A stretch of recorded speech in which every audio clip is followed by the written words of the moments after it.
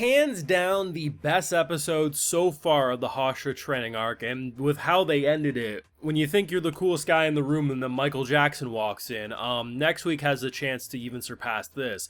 We had an extra long episode this week, we have an even longer episode next week. This is going out on a bang.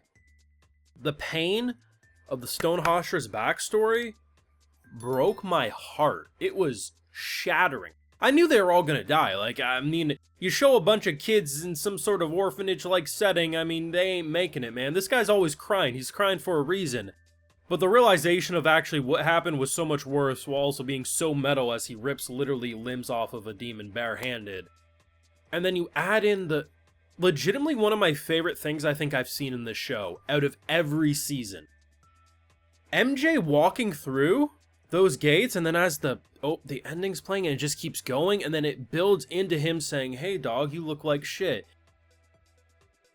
The directing was spot on, but what a freaking episode. Full live reactions over on Patreon if you want to see my full and good thought to these Demon Slayer episodes. It's over there exclusively. So, one episode to go. It's going to be another extra long episode, but we do have some news. Now, it will get officially confirmed next week, but yeah, it's been leaked for a while, but now we actually have some definitive proof of some stuff that has been exposed, which is the next arc, the Infinity Castle, I think is what it's called, is going to be a trilogy of movies. Now, it is obviously up for debate if it's going to do the arc that's after, so there's like a conclusion arc after that. All I know about the next arc is it's very action-packed, so I wouldn't be surprised if they did it all, but at the same time, they'll probably do what they did with the Mugen Train. We'll have the trilogy of movies. There'll be a big season where it'll probably be like an 8-episode, like similar to the Hashira training arc for what comes after that arc, with like all of the episodes, or all of the movies converted into episodes previous to wrap up that Demon Slayer. People like to act like it's milking, but it's really not. Like, there's actually a lot of chapters left of Demon Slayer,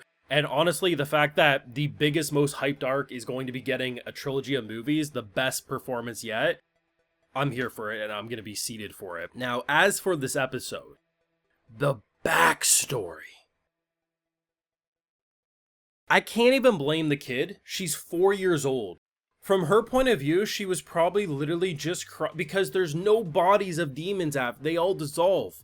The fact that they thought he killed all those kids. No wonder this guy's been crying. They confirmed that he is blind. I just kind of assumed he was blind, but no one ever mentioned it, so I thought I was just judging for no reason. Tantra had the same reaction as me. Wait, you're blind? Completely sideswiped me. The fact that the kid didn't come back, the demon then uses him to get all the incense out. Within a blink of an eye, 4 of those kids are dead. 4 are behind him. He's standing tall, and he tells them, you can't even blame them for running. Kids are going to be scared. And the fact that the only one who listened is the one who offered the food to their skinny teacher, basically, saying you need to eat more. So he defends her, rips the arms off of this guy, and beats him bloody till there's nothing left. And all he wanted, my heart shattered in this moment, all he wanted was for her to say thank you for saving me, and instead she's freaking out because she's thinking like, I don't even, like, because here's the thing, it's either her talking about the demon, and they just interpret it as her talking about him, or because she's so scared, like, oh my god, all this blood, this person that I respect so much. She's 4 years old. You can't even get mad, you just are heartbroken that it's interpreted that way. And had it not been for the master, he would have been killed for the murder of 7 kids. That is just tragic. But literally one of the most metal things I've seen. Literally ripping off the arms and beating that guy senseless. It just got worse. Just so pain.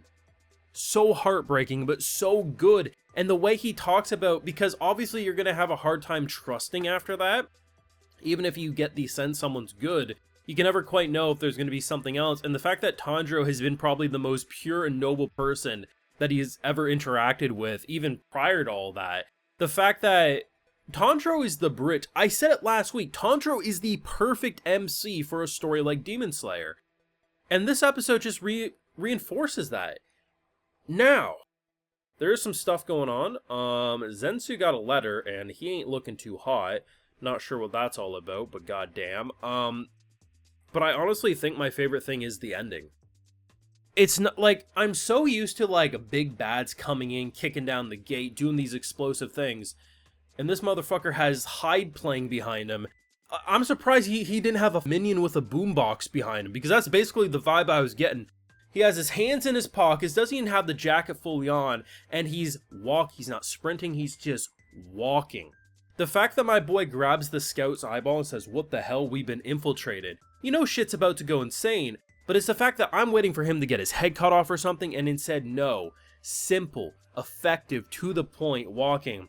And when it's just a little bridge and some water separating them, he still just walks. I was not expecting that at all. Between the pain and the beautiful directing of that backstory, really tying together this training arc. And I'm going to be as bold. This is like a top 5 like Calm Before the Storm arcs before your big final battle. Like, it was perfect at getting across the development of the general soldiers, the Hashiras, and then most importantly, getting Tanjiro in a position where, I saw it last week, the fact that we can get so hyped by someone pushing a boulder says how great of a situation that was. And it really was. Just everything about this. Like, I still think, and I'm going to stand by this statement, people can disagree, I do think this is the weakest Demon Slayer arc. But this is still an amazing Demon Slayer arc, and it does exactly what it needs to.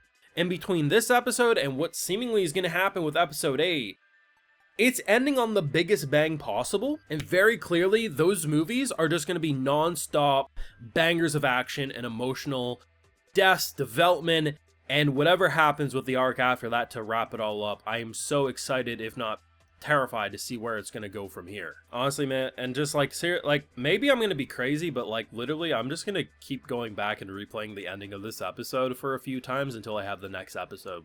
I liked it that much. I absolutely love this episode. I love the directing of how they incorporated the ending song with the final moments, Tanjiro stuff, even though you know it wasn't gonna last forever, seeing him casually walk in, it's like, it was a debate on who was gonna strike first, because obviously we knew they were scouting. I thought as long as they didn't find Nezuko, we might still be able to get the jump. Hopefully enough training has been done, because otherwise they are shit out of luck.